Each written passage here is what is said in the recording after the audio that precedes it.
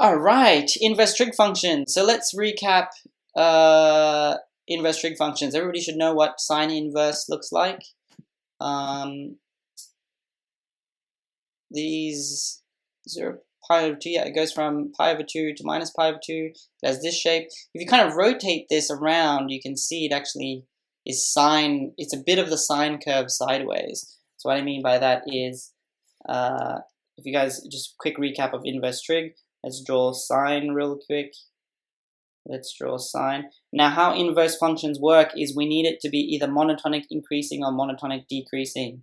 So what we actually do is we pick a part that is monotonic. Actually, I should have chosen this part, but I'm actually going to do this again from the middle. Sine looks like this.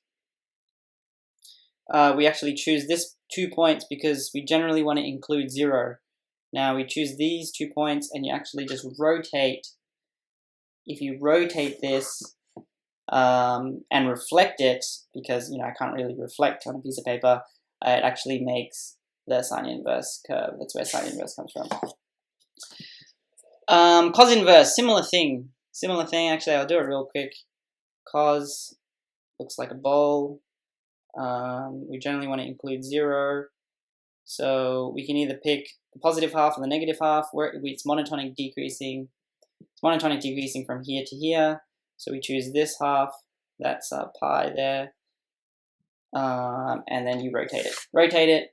You take this part and you flip it the other way. Flip it the other way because inverse functions are a reflection along the line y equals x. So you have to, flip it both ways. Tan again is just the normal tan, but you rotate it 180 degrees and flip it. So yeah. Now the derivative of sine inverse x. So I don't think the derivation of this is accessible, but what is important is the method, because this method that they cover is actually accessible. Let me try find it. Calculus is after vectors, I think. Here we go. Here. So it says find derivatives of inverse functions by using the relationship dy over dx is equal to 1 over dx dy. So basically getting the dx dy first and actually just reversing it. So that method you might need to use in other situations as well. So y equals to sine inverse x, you sine both sides, we get x equals to sine y. Then you differentiate with respect to x instead. Differentiate x with respect to y. We're differentiating y here, but the function is x. So we have dx dy, not dy dx, is equal to cos y, because the derivative of sine is cos. And now we want to write cos y in terms of sine y. So remember, cos squared is equal to 1 minus sine squared, so that means cos y is equal to plus or minus square root of 1 minus sine squared. But given the domain and range of inverse sine, we only take the positive in this scenario, and dx dy is then equal to 1 over 1 minus sine squared. And now we want to find dy dx, not dx dy, but we can actually substitute x equals to sine y in there. Remember x equals to sine y from up here? That's the trick with this method, is to remember to substitute it back in. Once you substitute it back in, you have this in terms of x, and then you can just flip it. The concept of flipping dy dx is just the inverse of dx dy is important. Just remember to sub back in the value, otherwise you're left with square root of 1 minus sine squared y, which is still correct, but it's not in the form that they prefer. It's more correct to have it in terms of x. Cool, so that's how we come up with our formula. I would say it's actually good to know this derivation. You should be able to do it yourself. If you don't, then practice it, because it kind of was explicitly stated there, practicing this. Now, very similar process with cos, so I'm not going to go through the whole thing again. It's basically exactly the same thing, except when we choosing the quadrant or the sign, we realize y is between 0 and pi in cos inverse. So it must be, sine y must be positive, so we take the positive half, Now remember, we have a negative here. So when we find dx dy, it actually, we put the minus in there. Substituting it back, we get the same result, but with a negative sign. So the derivative of sine inverse and the derivative of cos inverse is actually exactly the same, except with the minus sign in there. Tan inverse is actually quite easy. We differentiate it, we end up with sec squared. We convert sec squared to 1 plus tan squared, and then we put the x back in. We flip it, reciprocate, and put the x back in. We end up with 1 over 1 plus x squared. When we use the chain rule, you said you were having trouble with where'd it go? The message disappeared. Inverse trig integration. The trick is, I think, is just the chain rule, is making sure you have the derivative of the thing that's in the bracket at the top. So you just do whatever you can to put the derivative at the top, and you should be okay. Same thing applies for tan and yeah, for all of them really. Cool, so we have 2x squared plus 1. So, oh, we're actually differentiating first before we integrate. Sorry, yeah, we're just differentiating. But yeah, when you're integrating, we want the derivative at the top, sorry. But when you're differentiating, you literally just sub it into this formula, sub it into these formulas, and you write the derivative at the top. So we have 1 over square root of 1 minus, put this whole thing in brackets, squared. Find the derivative of this. The derivative of this is just 4x. We put the 4x at the top. It's cos, so it's negative, so we have a minus. We have a minus there. Tan inverse 1 over x, you just, what's the derivative of 1 over x? The derivative of 1 over x is minus 1 over x squared. So we have this minus 1 over x squared here. That's supposed to be at the top, but the derivative is a fraction, so we actually just quickly put it at the bottom. And then we have our 1 plus 1 on x squared. Expand this out, and we end up with just minus 1 over 1 plus x squared. Remember to stop me if there's anything that you don't understand. Here we have x sine inverse x. Does anybody know what method we should use? We have two things, and two things that both contain x in them. Two things that both contain x in them. If they both contain x in them, you have to use product rule. So make x u and make sine inverse x v, and we have u dash, which is 1 v. V is just sine inverse x, and then u v dash, which is x over square root of 1 minus x squared. So that's how we end up with that. Cool, we can differentiate some more. I think you guys get the idea, but let's do some kind of more challenging ones. We have cos inverse of square root of x. So there's a recommendation that I have is actually to memorize what the derivative of square root of x is, or the square root of any function. And the square, basically, if you have y is equal to f of x, then if we square root that, then a thing that I like to memorize is y dash is always going to equal to 1 over 2 root f of x multiplied by the derivative f dash of x. So this makes a lot of questions a lot easier, and you'll see in this example that I actually make things a lot easier. Because now we already know the derivative of the square root of x. Because the derivative of square root of x is just 1 over 2 root x. We just do 1 over 2 root x and our usual cos function, which is 1 over square root of 1 minus square root of x squared, which is how we got to this. And then they actually put we have 2 surds being multiplied here. We have a root x here and a square root here. So you can actually just, square multiplication of surds, you just put the x back in. So yeah, get x minus x squared. There's an x at the top of this fraction and an x at the bottom of this fraction, so we need to use quotient rule. Both of these are easy to use, so this is just a simple application of quotient rule, so I'm not going to go through it. U dash v minus uv dash over v squared, so you guys can see that here. Alright, differentiation of log. Differentiation of log is 1 over x, but we also have a square root. So here's another example where memorizing this is actually very useful, and I'll show you. So the derivative of let's do this. So we have 1 over square root of 1 minus square root of log squared is actually just log, so I'm actually just going to put log. Now we need to multiply by the derivative of square root of log x. So remember the rule is just 1 over 2 root ln x again, and then multiplied by the derivative of ln x itself at the top, which is just 1 over x. So you can see our final answer ends up just being that. It's actually quite simple. Hopefully I didn't screw anything up there. I don't think I did. Yeah, they expanded the log into here, which is how you end up with this.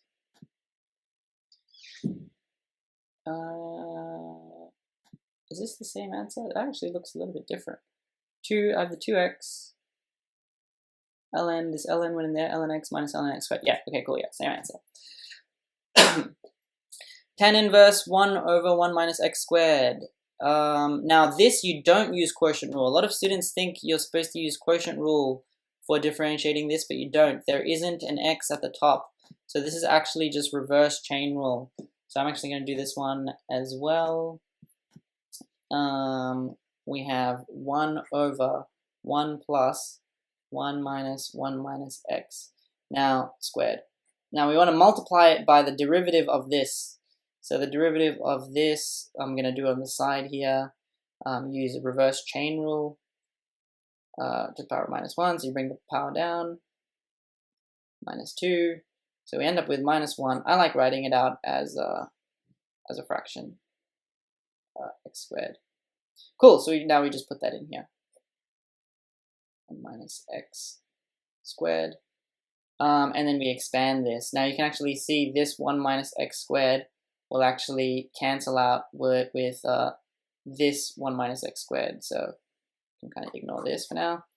And when we do that expansion, the minus 1 at the top, we end up with 1 minus x squared.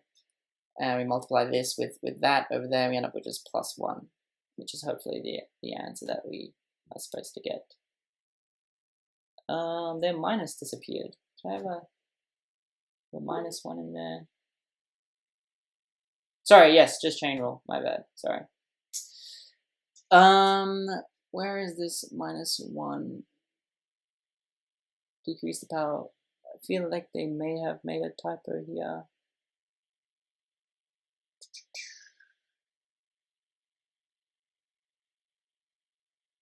Yeah, I think they forgot the minus 1 here. You can see that's where they're using the chain rule, and they forgot the minus 1.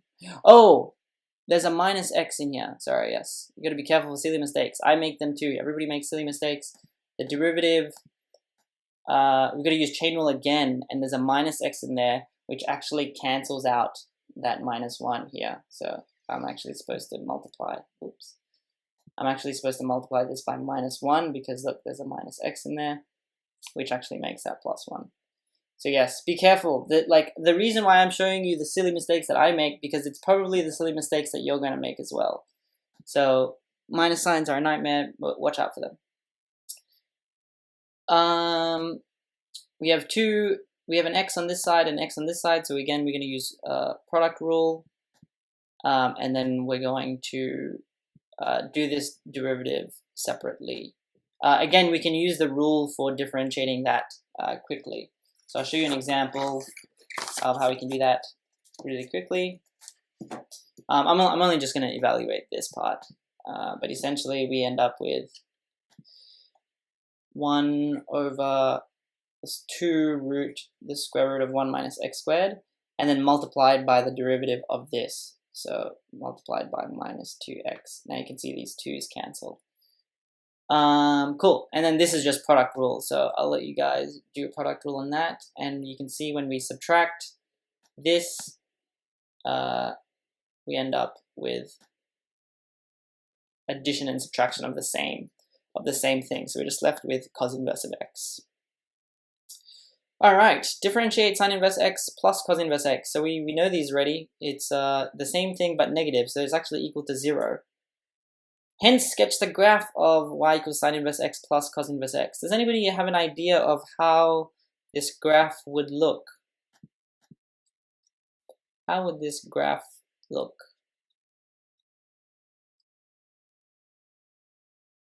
And sketch the graph. If the derivative is 0,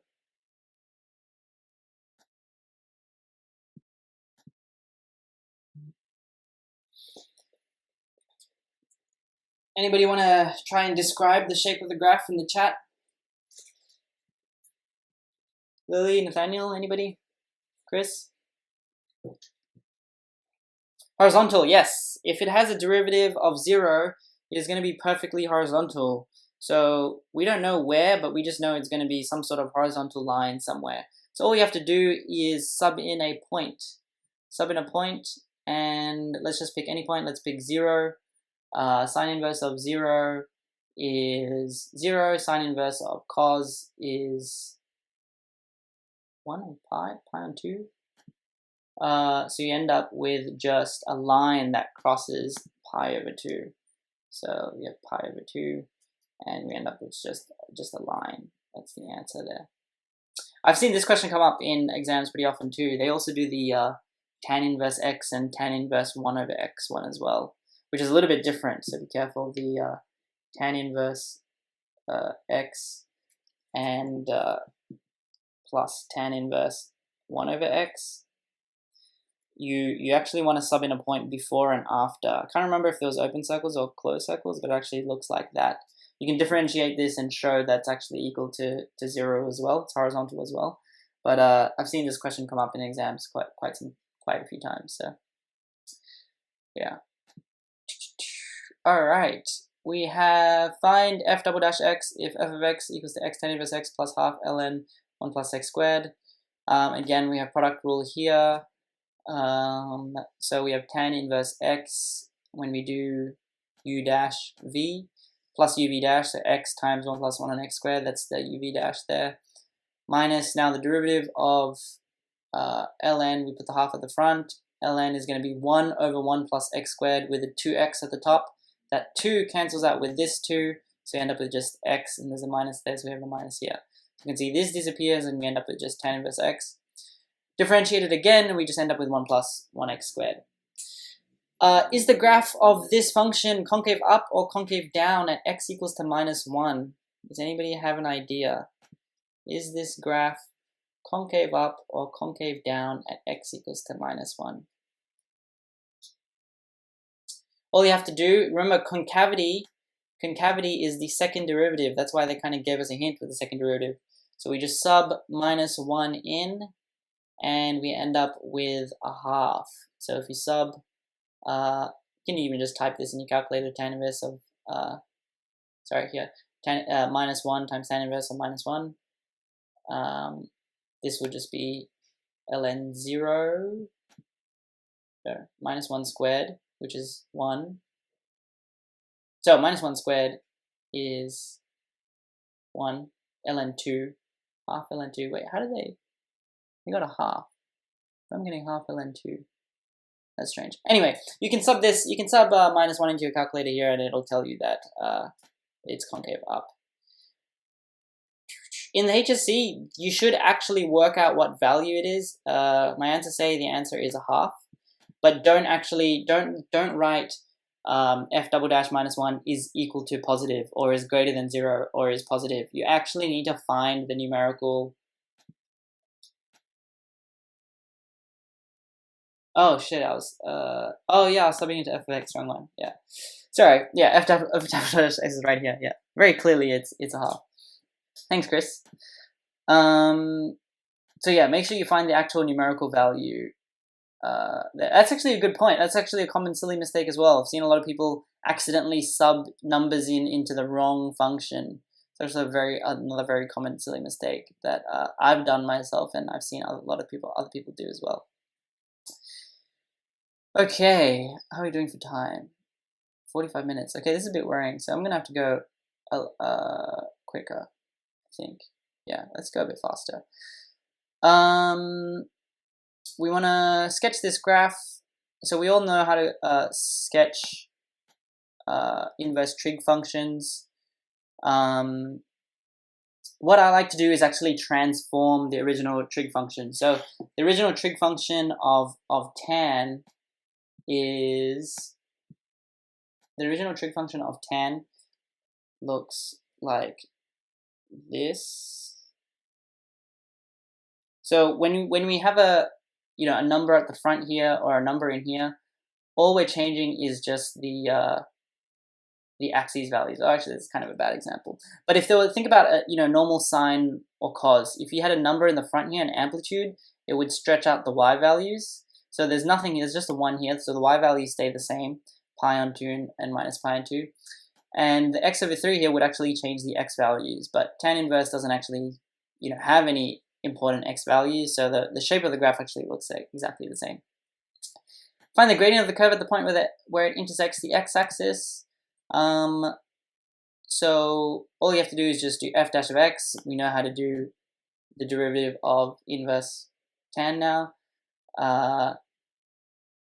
And you would just sub in, where it intersects the x-axis, you would just sub in 0. So you can see here, they sub in 0 to find the gradient. X squared sine inverse of x. Find the domain and range. So the domain and range for sine inverse of x is minus 1 and 1 and minus pi and 2 and pi and 2. F dash of x is product rule, so you guys should be able to do that now. This is a pretty simple function. Find the coordinates of any points of inflection. Points of inflection is typically done by the second derivative, unless you kind of have a rough idea of what this looks like already, which you actually can guess, because we know what sine inverse looks like, and we know x squared is always positive. So we know where this function is actually going to be positive and where it's going to be negative. And when you do the second derivative, so the first derivative is done here, we didn't actually do, here we go, it says both, it's positive, both 2x sine inverse x is greater than 0, and this part of the function is also greater than 0. That means this entire function is increasing. Now, if the entire function is increasing, there's only one type of inflection it could have, and that's a horizontal point of inflection, which you can actually find with the second derivative if you needed to. Cool.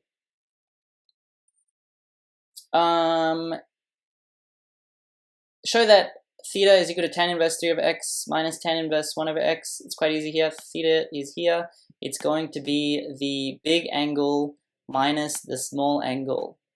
So you can see the big angle is 3 over x, tan inverse 3 over x, and the small angle is 1 over x. So that's how we do that. Show that maximum for theta occurs when x is equal to root 3. Whenever you see the word maximum, the first thing that should come to your head is derivatives. So differentiate this. You differentiate this. Now, a lot of people differentiate this, make it equal to 0, and then they just stop there. But you actually have to prove that it's a maximum.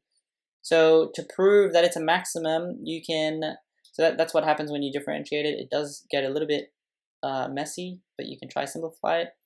When you see that, we can see it's 0. The derivative is going to be 0 at plus or minus square root of root 3, because 3 minus, what is going to make this numerator 0? Now we have to choose one. Is it going to be plus root 3 or is it going to be minus root 3? So if you do your table of values, or second derivative is probably going to take too long, so it's actually much easier to do a table of values in this case. We try root 3, and actually it doesn't even make sense for x to be negative if you think about it. If x is an actual physical distance, it doesn't actually make sense for x to be negative. So we take root 3, and once you've taken root 3, you actually have to prove it's a maximum. In the HSC, if you don't prove that it's a maximum, you actually lose a mark. And in fact, see how in this table here they wrote plus and minus.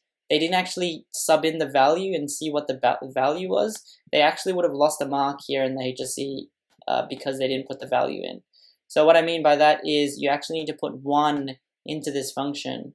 So you get, 3 minus 1 squared is 2, 2 times 2 is 4, 4 over 1 plus 9 is 10, 1 plus 2 is 2, so you end up with 4 over 20. So you put positive 4 over 20 here, and then you repeat the same thing for there. You need to put the numbers in, otherwise you do lose a mark, so be careful with that. Last question is show that the maximum angle is given by pi over 6. In that case, you just sub in root 3 into the original function, which is this one, and we can get pi over 6 with your calculator. Alrighty, HSC question. Very similar to the questions that we've just been doing. Show that the derivative is equal to 0 for x's between 0 and 1. So you differentiate it. You should all know how to differentiate this, differentiate this. These are two simple things to differentiate. Differentiate that, and you can see that it's equal to 0. You end up with the same number subtracted twice. For x's between 0 and 1. Can anybody tell me why x has to be between 0 and 1?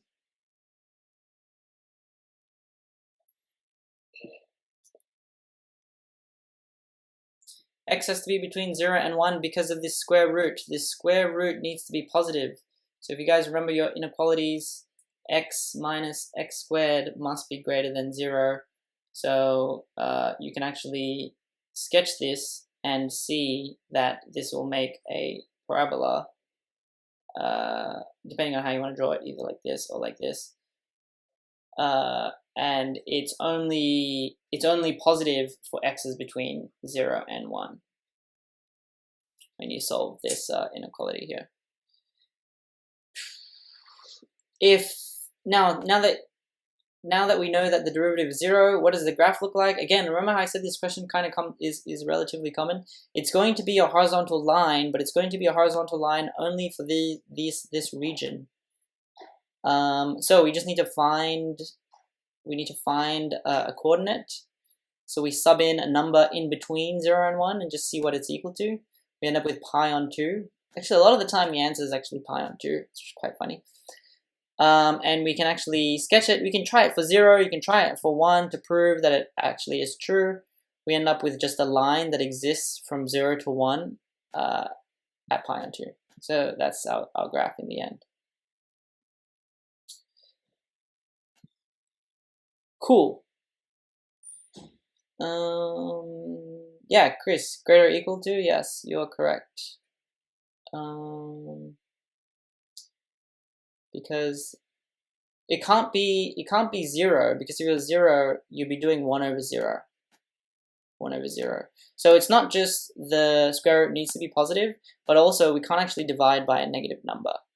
So it's actually a mix of those, which is why we remove the greater than or equal to sign in this case.